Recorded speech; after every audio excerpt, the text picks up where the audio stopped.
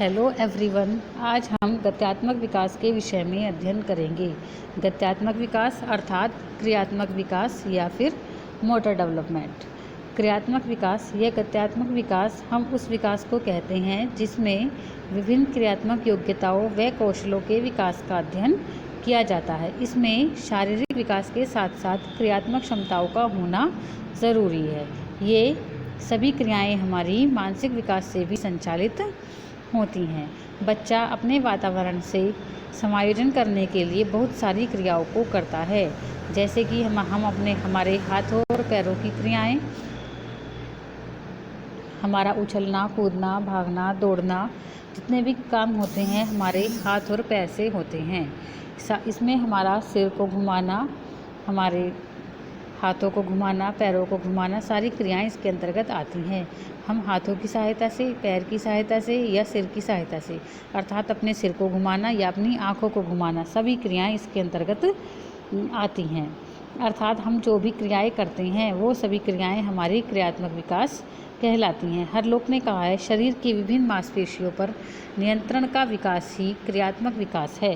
अर्थात हमारी मांसपेशियों पर नियंत्रण, अर्थात जब हम चाहें हमारी आंखें घूमें, जब हम चाहें हमारी आंखें स्टेबल हो जाएं। इसी तरह से जब हम चाहें हम अपना सिर उसी दिशा में घुमा पाएँ। इसी तरह से हमारे हाथ और पैर, जब हम इनसे जो भी क्रिया कराना चाहें हम वो क्रिया कर सकें। हमारा हाथों पर, पैरों पर, अपनी आँखों पर, अपने सर पर नियंत्रण हो।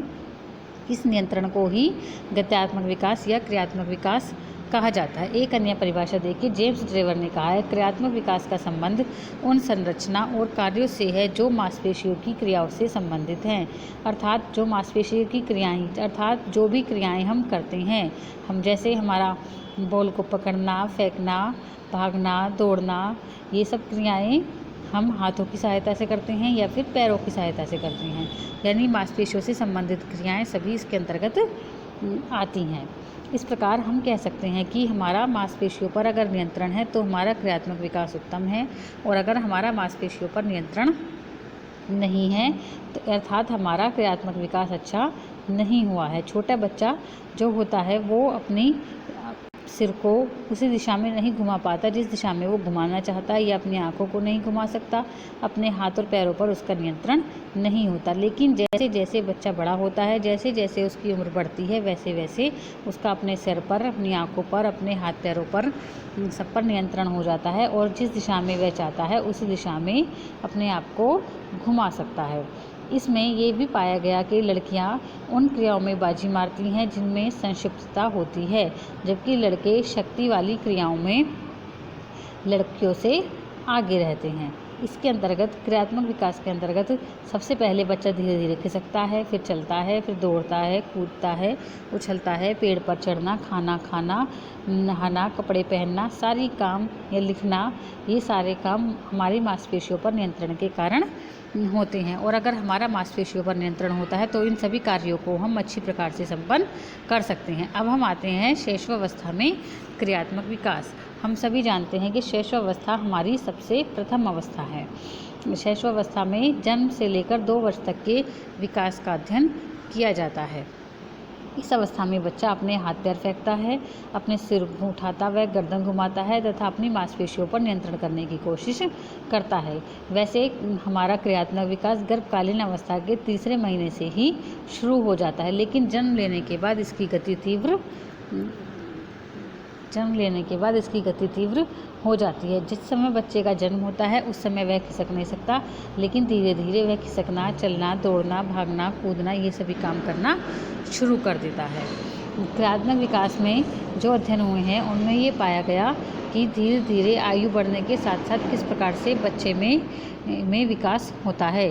क्रियात्मक विकास निर्देशन नियम के अनुसार कार्य करता है। अर्थात इसका निर्देशन का नियम है सिर, धड़, हाथ और पैर। अर्थात सबसे पहले सिर का विकास होता है, उसके पश्चात धड़ का, फिर हाथ का, और तत्पश्चात सबसे अंत में पैर का विकास होता है। अर्थात सबसे पहले हम बच्चा सिर संबंधी क्रियाएं जैसे कि सिर को घुमाना, गर्दन घुमाना, आँखों को घुमाना, ये क्रियाएं सीखता है। उसके बाद धड़ संबंधी क्रियाएं, अपना धड़ वाले हिस्से को ऊपर उठाना और उसकी सहायता से काम करना। नेक्स्ट हमारा हाथों से संबंधित क्रियाएं जैसे कि हाथ को इधर उधर फेंकना, हाथ से किसी वस्तु को पकड़ना, हाथों पर नियंत्रण प्राप्त कर लेना। सबसे अंत में पैर संबंधित क्रियाएं करना बच्चा शुरू करता है।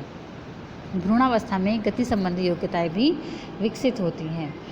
16 से 18 महीने में माता को भ्रूण की गति का भी अनुभव होने लगता है। इस क्षेत्र में जो नियंत्रण है वो निम्न प्रकार से होता है। सबसे पहले सिर के क्षेत्र में अगर हम देखें तो सबसे पहले हमारा आंखों पर नियंत्रण होता है। तीसरे महीने में बच्चा, अर्थात जब बच्चा 2 महीने का हो जाता है तो उस महीने में बच्चा अपनी आंखों को ऊपर करने लगता है, फिर मुस्कुराने लगता है और 2 माह की अवस्था में बालक 30 डिग्री के अंश पर अपना सिर उठा सकता है। सबसे पहले हमारा सिर आता है। सिर अर्थात बच्चे का सबसे पहले अपने सिर पर नियंत्रण होता है। सिर से संबंधित जितनी भी क्रियाएं होती हैं, अर्थात अपने गर्दन को घुमाना, इधर उधर देखना, अपनी आंखों को घुमाना, ये सब क्रियाएं बच्चे में सबसे पहले आती हैं। बच्चा अपनी आंखों को ऊपर करने लगता है, वह मुस्कुराने लगता है, तो धीरे धीरे वह अपने सिर को इधर उधर घुमा सकता है। इधर साइड की अपनी चीज़ों को भी देखने की क्षमता बच्चा प्राप्त कर लेता है। 4 से 6 महीने की अवस्था में वह किसी की गोद में रहते हुए, अर्थात जब बच्चे को किसी ने गोद में लिया हुआ है उस समय अपना सिर उठा सकता है, लेकिन उससे छोटा बच्चा अपने सिर को नहीं उठा सकता। नेक्स्ट हमारा आता है धड़।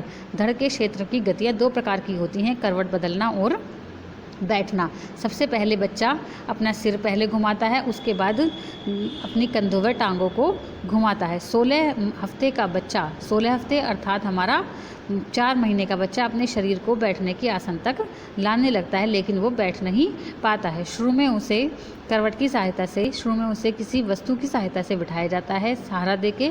उसके पश्चात वह बैठना शुरू कर देता है। 28 से 30 सप्ताह की आयु तक बच्चा सीधा बैठने लगता है। 9 से 10 महीने की आयु में वह बिना किसी सहायता के बैठ सकता है और इस अवस्था में वह घुटनों के बल भी चलना शुरू कर देता है। नेक्स्ट हमारा आता है भुजा व हाथ।